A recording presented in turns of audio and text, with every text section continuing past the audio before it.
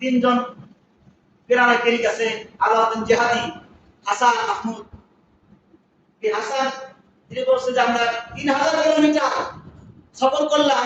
সফর করার পরে তারা তাদের পতাকা লাগাই দিয়েছে, ইসরায়েলি পতাকা লাগাই দিয়েছে, এখানে মুসলমানরা যেন না আসতে পারে।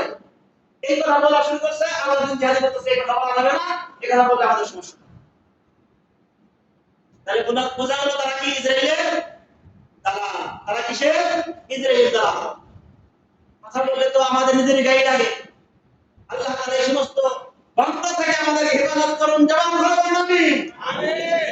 কিন্তু তারা জানে মুসলমানদের ভিতরে তারা এমন কিছু মিশাই দিয়েছে, মুসলমানদের ঝগড়া, মুসলমানদের ভিতরে ঝগড়া শুরু করে দিয়েছে।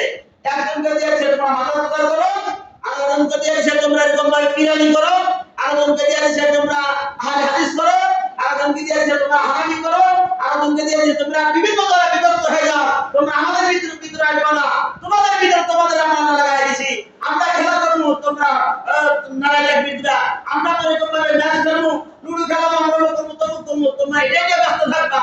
আমরা তোমাদেরকে ধ্বংস করার জন্য তোমাদের ভিতরে যে খেলা দিয়ে দিলাম, ক্রিকেট খেলা দিয়ে দিলাম, তোমাদের ভিতরে ফুটবল খেলা দিয়ে দিলাম, এই খেলা নিয়ে তোমরা ব্যস্ত থাকবা, এই খেলা নিয়ে তোমরা ব্যস্ত থাকবা, তোমরা আমাদের বিরুদ্ধে তোমরা লড়তে পারবা না।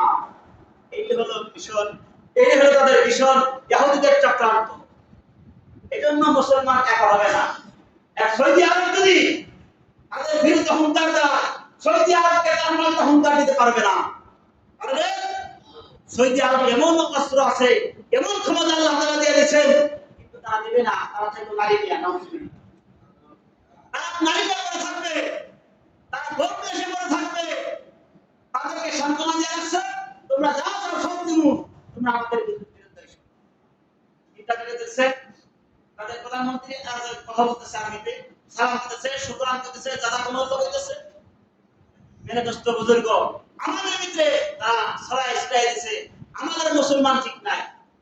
তিনজন পিরানা কেরিক আছে, আলাউদ্দিন জিহাদি, হাসান মাহমুদ। এই হাসান তিনি বলছে যে আমরা 3000 কিলোমিটার সফর করলাম। সফর করার পরে তারা তাদের পতাকা লাগাই দিয়েছে, ইসরায়েলি পতাকা লাগাই দিয়েছে, এখানে মুসলমানরা যেন না আসতে পারে। এই কথা বলা শুরু করছে। আলাউদ্দিন জিহাদি বলতেছে এই কথা বলা যাবে না, এই কথা বলতে আমাদের সমস্যা। তাহলে বোঝা গেল তারা কি ইসরায়েলের দালাল। তারা কিসের? ইসরায়েলের দালাল। কথা বললে তো আমাদের নিজের গায়ে লাগে। আল্লাহ তাআলা এই সমস্ত বন্ধ থেকে আমাদের হেফাজত করুন। জবান